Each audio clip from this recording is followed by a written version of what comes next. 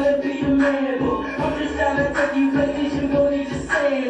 Seeing is believing, I just hope that you can handle. Till I make it rain, you can teach a little weather. Bentley, Fanny, just don't touch the channel. Salut mes petits crasseux, comment va-t-on? Écoutez-moi, ça va comme d'habitude. Ah, je fais trop bien la tête de kawaii, né? Mon dieu, ça fait trop peur, je ferai plus jamais ça, désolé. Bref, aujourd'hui on va parler d'un petit sujet salade tomate oignon bien épicé me concernant et qui peut aider certains ici là. La peur des relations sentimentales. Ouais. J'ai été pendant longtemps, jusqu'à il n'y a pas très longtemps, dans cette catégorie de jeu. J'avais peur des relations sentimentales. Vraiment, ça me stressait à un niveau très avancé. Voyez ou pas?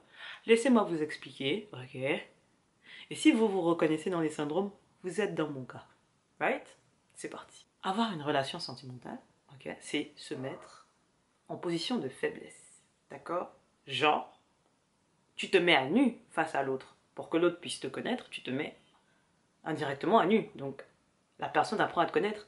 Et du coup, tu lui donnes des armes pour pouvoir te flinguer s'il veut, quoi. Tu vois? Tu vois pas? Tu vois le lien? Tu commences à comprendre vers où je vais? Voilà.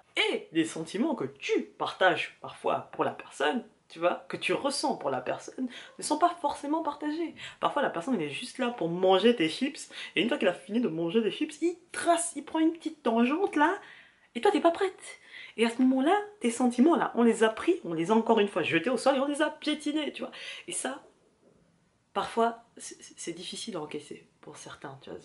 Je faisais partie de ce club, genre... Pour moi, ça, c'était... Vivre ça, c'était... Waouh, j'étais prête à vivre un amour non réciproque dès le départ, mais alors, m'investir dans un bail où j'étais la seule à m'investir, fallait pas tester, hein. Moi, j'étais pas là-dedans. On allait retrouver des corps dans des coins obscurs, vous savez pas.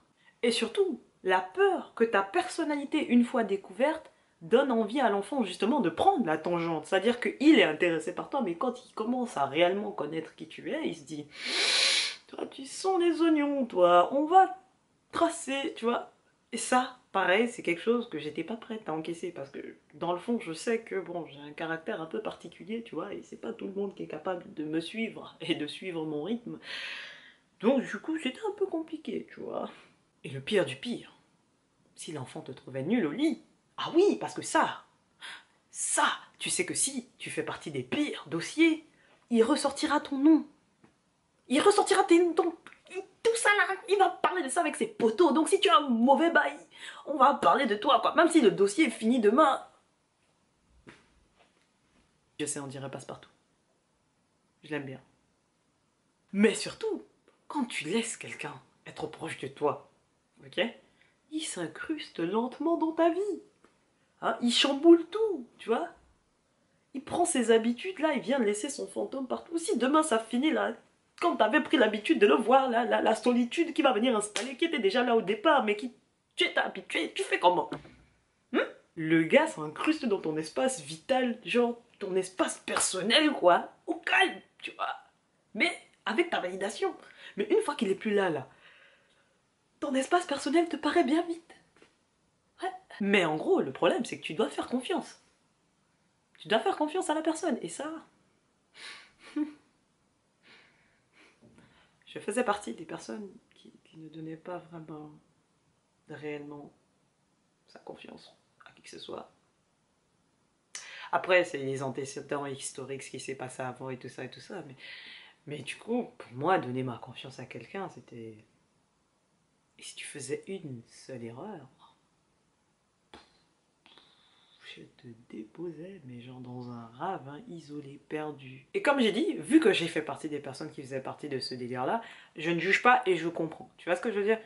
Je ne juge pas et je comprends. Mais, du coup, ça te fait rater tellement de choses. Ça t'empêche de vivre tellement de choses enrichissantes parce que t'as peur d'être blessé. Au final, c'est ça, hein. T'as juste peur d'être blessé. T'as juste peur qu'on te prenne pour une mougou et qu'on te pousse dans un ravin et que tu ne puisses plus jamais te relever. C'est ça le bail. Parce que tu sais que quand ça touche l'organe vital, là, c'est dur de se relever. Toujours. Toujours dur. Le truc, c'est que, au fond de toi, tu sais tu sais que tu as envie de vivre une relation. Enfin, tu as envie d'avoir un amour réciproque. On a tout ça en arrière-plan. Genre, tu veux quand même voir ce que ça fait. Tu veux vivre ça, te dire que trop de sentiments quand tu vois le doudou ou la doudou, t'as les étoiles dans les yeux, le cœur qui va vite, tout ça là. Tu veux vivre ça, je suis désolée. Tout le monde veut ça. Tout le monde, au moins une fois dans sa vie, on est en mode... Ce serait bien quand même que moi, une personne me kiffe un peu, quoi, tu vois, genre... Et que je la kiffe aussi, accessoirement, parce que ça arrive parfois que quelqu'un te kiffe, mais bizarrement, c'est un poteau de signalisation pour toi, et t'as beau essayer, ça passe pas, quoi, tu vois. Et puis surtout, c'est un moyen de partager. Tu peux partager tellement de choses quand t'es avec quelqu'un que tu aimes, genre... Je veux dire, tu peux partager plus qu'avec n'importe qui, et si vous vous aimez vraiment, le jugement, il vient vraiment après, tu vois. Chose qui, même dans la famille, arrive, le jugement.